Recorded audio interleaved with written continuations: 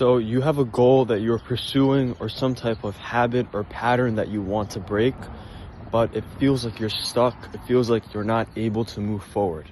The easiest way to overcome any friction that you have in your mind, because the truth is that there's no friction externally, it's all how you perceive it. Because I'm sure if you were more resourceful, if you were more disciplined, if you were more energetic, if you had more passion for what you were doing, I'm sure you can find a way.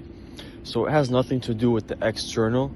It's about how you are perceiving your challenge or your bad habit or your goal.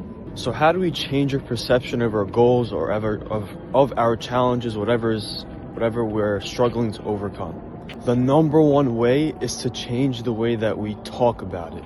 Because the words that you use to describe your goals or your challenges, they will literally change how you feel about it. I was talking to a guy yesterday. He just recently started being more healthy, eating better foods. He was talking about how he's drinking bone broth every morning, so doing great things.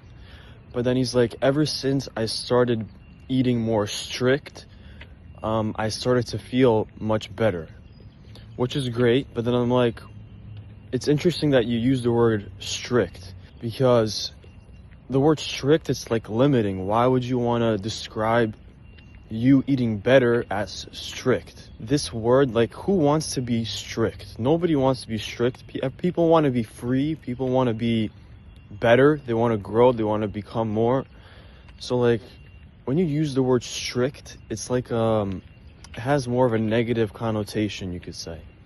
So I told him, how about you change strict to the word better? I'm not eating strict, I'm eating better. Ever since I started eating better, I feel so much better.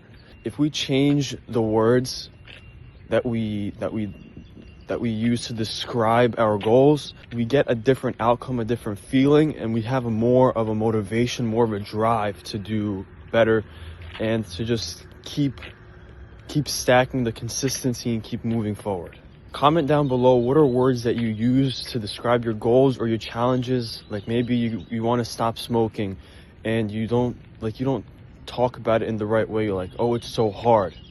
What's a different word that you can use, a different phrase? There's always a phrase that we use when we try to describe our goals or bad habits. There's always a phrase. So what was your old phrase that you used that was limiting you, and what's a new one that will open you up to growing and to finding a new possibility? All right, I'll see you in the next video. Bye-bye. Have a beautiful day.